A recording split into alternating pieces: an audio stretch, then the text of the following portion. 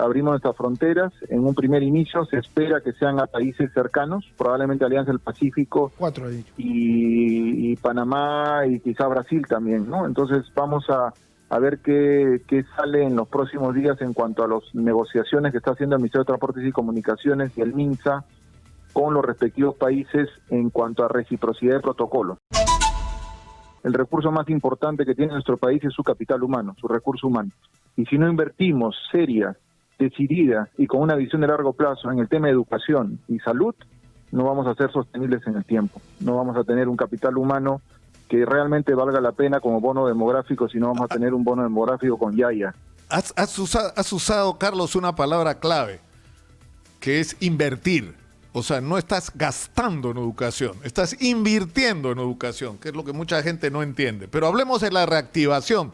¿Le satisface a ustedes lo que ha anunciado el presidente el día de ayer?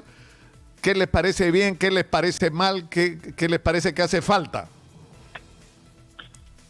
Bueno, a ver, en primer lugar, la fase 4, que es de la que estamos conversando y han sido motivo del anuncio del presidente el día de ayer, por lo menos en los temas económicos de lo que ha anunciado el presidente, es el reinicio gradual y selectivo de una serie de actividades económicas que estaban programadas para reiniciarse en agosto. O sea, en primer lugar tenemos un par de meses aproximadamente en el retraso del inicio de estas actividades. Es importante destacar que, claro, tenemos que mantener un equilibrio entre la salud, lo sanitario, ¿no? Y también lo económico, porque valgan verdades, y esto están seguramente ustedes de acuerdo conmigo, o sea, la economía la vamos a reactivar. Tarde o temprano vamos a reactivar la economía. Lo que no podemos reactivar son la vida de los peruanos que se pierden producto de esta pandemia, y tenemos que priorizar el tema de salud. Dentro de este contexto, quizás la actividad más emblemática y además una de las más importantes dentro de la economía de nuestro país y que genera no solamente actividad económica, sino muchas divisas, es el turismo. Y el turismo es el que ha estado postergado por la fase 4 básicamente, y los anuncios del presidente han ido más o menos orientados y priorizando el tema de turismo. Los anuncios han sido la reapertura o la eliminación de las cuarentenas focalizadas en las 4 regiones y 40 y tantas provincias que estaban bajo este contexto de cuarentena focalizada. Solamente quedan 4, y la reapertura de los vuelos internacionales, es decir, abrimos nuestras fronteras. En un primer inicio se espera que sean a países cercanos, probablemente Alianza del Pacífico, 4 he dicho. y Panamá y quizá Brasil también, ¿no? Entonces vamos a ver qué sale en los próximos días en cuanto a las negociaciones que está haciendo el Ministerio de Transportes y Comunicaciones y el MINSA con los respectivos países en cuanto a reciprocidad de protocolos, porque tenemos que ser conscientes que vamos a tener que seguir ciertos protocolos de bioseguridad que exigen los otros países a los peruanos que viajen a esos destinos. No, es más, podría ocurrir también que haya países que no quieran recibir peruanos por la situación de la pandemia acá todavía, ¿no? Eso también es un elemento a tomar en cuenta.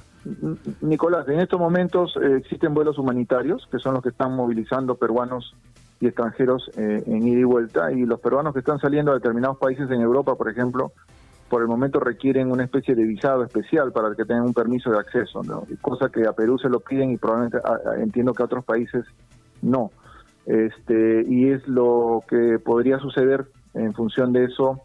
Creo que el gobierno lo que está haciendo está priorizando a los países, primero de la región, con los que tenemos mayor reciprocidad y probablemente mayores facilidades en cuanto a protocolos.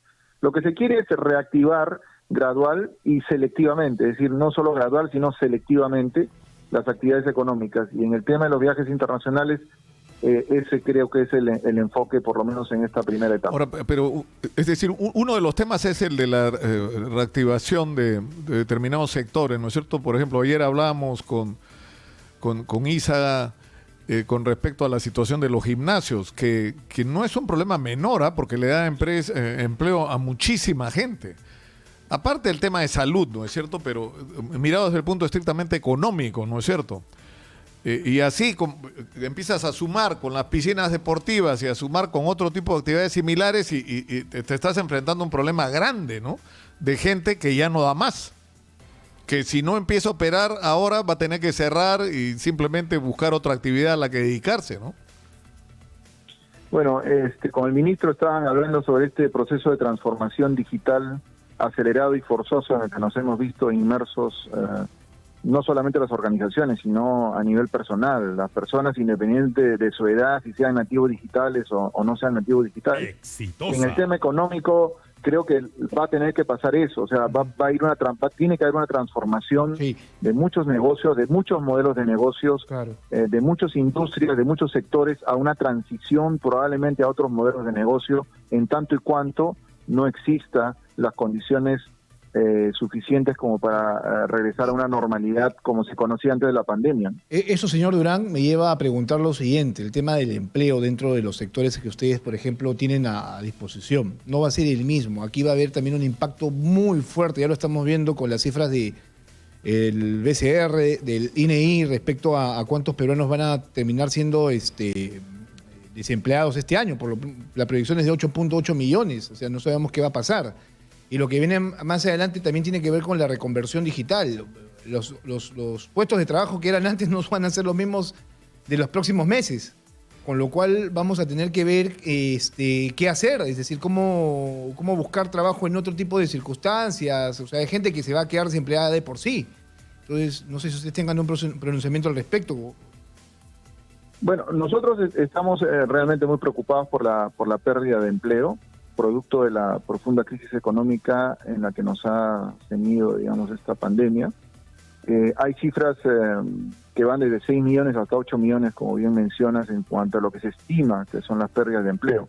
Lo concreto y lo que podemos sí asegurar es que uno, va a subir la informalidad. De ser un país de 65 a 70% de informalidad, probablemente subamos unos 10 puntos porcentuales, estaremos bordeando el 80% de informalidad.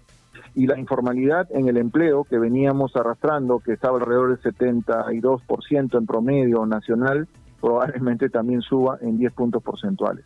Entonces, no solamente va a haber una pérdida de empleo, producto del cierre de empresas y de esta reconversión, digamos, de los negocios a lo digital y que van a reducir en mano de obra, sino también hay una pérdida en la calidad del empleo. O sea, el empleo, el subempleo va a crecer. Entonces, estamos frente a una coyuntura en donde las decisiones que se tienen que tomar a nivel de políticas públicas son hoy día prioritarias. Ustedes hablaron con el ministro de Educación sobre un tema fundamental, que es la educación. Nosotros ya estamos viendo cómo en otros países están empezando a desarrollarse programas para reconvertir laboralmente a la fuerza laboral que tienen hoy día hacia esta nueva normalidad. Está definitivamente claro que dentro de 10 o 15 años los puestos de trabajo que conocemos hoy no van a existir en un gran porcentaje. Más bien el 60% de los nuevos puestos de trabajo que va a demandar la industria y los diferentes sectores económicos en 10 o 15 años no existen hoy. Claro. Entonces, ¿qué estamos enseñando en los colegios? ¿Qué estamos enseñando en los institutos superiores tecnológicos? ¿Qué estamos enseñando en la universidad? Si vamos a seguir enseñando lo mismo, probablemente estamos, hipotecando a que esta gente, a las personas que salgan de esos centros de estudio, a que no encuentren exactamente lo que han estudiado y tengan que dedicarse a cualquier otra cosa menos a lo que se supone que han querido estudiar. Estamos camino a lo que Andrés Oppenheimer dice, ¿no? El tema de la automatización de la fuerza laboral y la desaparición de empleos tradicionales tal como lo conocemos en la actualidad, y eso es lo que tiene que cambiar. Ese es un asunto también que debemos explorar y del que muy poco se está hablando, Nicolás, y es bueno que el señor Durán nos mencione este tipo de situaciones porque ¿cómo le damos, por ejemplo? Bueno, ya los jóvenes tienen una idea de lo que va a pasar más adelante, pero la gente que, por ejemplo, no se está adaptando a los nuevos cambios propios de este contexto de pandemia que te ha llevado a reducir los plazos en cuanto a nuevos usos y costumbres. Ahí es donde la cosa está bastante seria. ¿Cómo recupera un empleo una persona de 50 años, 60 años o 65 años que incluso tiene esta característica de ser persona vulnerable, ¿no? Bueno, ese es el reto, y creo que si no estamos pensando desde hoy, en este momento, cómo poder ayudar a esa transición, cómo ayudar a esa reconversión de una gran parte de la fuerza laboral que o se ha quedado sin empleo, o no se va a ubicar, o no se va a recolocar rápidamente, vamos a tener un problema social, y ahí sí estaríamos en una situación más complicada, porque pasar de una pandemia que va a terminar de todas maneras, de una recuperación económica que en algún momento vamos a recuperar económicamente el país, pero pasar a una situación de crisis social sí sería complicado. Hay que pensarlo y nuevamente regresar a lo que conversaban ustedes con su anterior invitado. El tema de educación es fundamental. O sea, si no se invierte hoy día en educación y si no ayudamos a esta transición a través de capacitaciones, que pueden ser inclusive temporales, de corto plazo, pueden ser capacitaciones para lo digital, capacitaciones más para llevar este modelo tradicional de mano de obra, porque normalmente nosotros producimos mano de obra, a un modelo de mente de obra, donde lo digital, la economía del conocimiento, donde el teletrabajo, donde el estudio remoto, donde todo este tema que va a imponerse en la nueva normalidad va a demandar capacidades y competencias que no las tenemos, que no las tiene la gran mayoría de la fuerza laboral en nuestro país. Y eso es importante que se ponga como prioridad. Y yo veo a veces que nos equivocamos un poco en el objetivo, ¿no? El objetivo no es comprar una tablet, el objetivo no es comprar una herramienta. Las herramientas, que es fácil comprar una herramienta, están disponibles. El problema es no convirtamos el medio con el objetivo. Ese dispositivo digital es un medio, es una herramienta para lograr otro tipo de objetivos de aprendizaje. Pues muchas veces no se trabajan los contenidos, no se trabajan los procesos de aprendizaje, la incorporación de lo digital a la persona que lo va a utilizar. ¿Con qué objetivo? Ganar productividad en lo que esté haciendo, ya sea en la capacitación, en la parte educativa, en la parte laboral, en cualquiera de sus aspectos.